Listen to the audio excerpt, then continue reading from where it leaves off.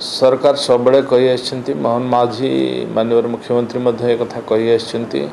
आईन ता बाटे जो आईन अनुजाई जहाँ आवश्यकता हम सरकार ताको ये सरकार और संगठन नहीं चाप नुहे आप निजे मध्य शुणी जगन्नाथ प्रधान निजे मध्य कही जे मो आईन को सम्मान करुँची मो कारण मत से भावुंट या बोली मु तो दोषी नुहे किंतु दोषी बोली जदि करी से सरकार को अड़ुआरे पकड़ापी चाहूँगी ताले मो आईन जहाँ चाहिए मुझे करी तेणु सी सारेंडर कर ये संगठन उपरे उडे प्रभाव पकेबो कि अन्य नेतृवृंद बा जगह प्रधान को गिरफ्तारी नहीं प्रभाव निश्चित भाव रे संगठन तो निश्चित एथरे दुखी रहिबो किंतु तर्जमा मध्य हबो विरोधी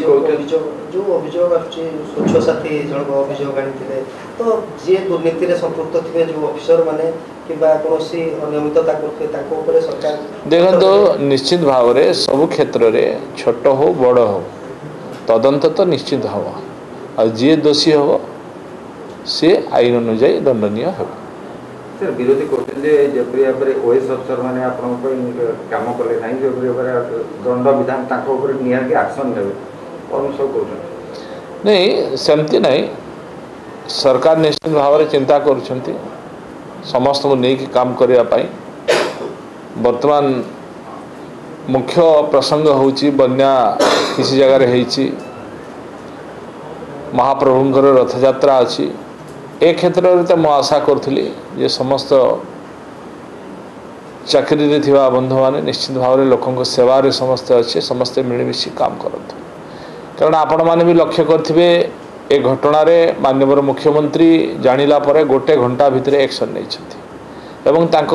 संघ सांगे प्रथम थर करी मु कहिबी माननीय मुख्यमंत्री जे कि बसी आलोचना एवं आईन अनुजाई जहाँ जहाँ करने कथा से कौन स्थिति अवहेला है नहीं।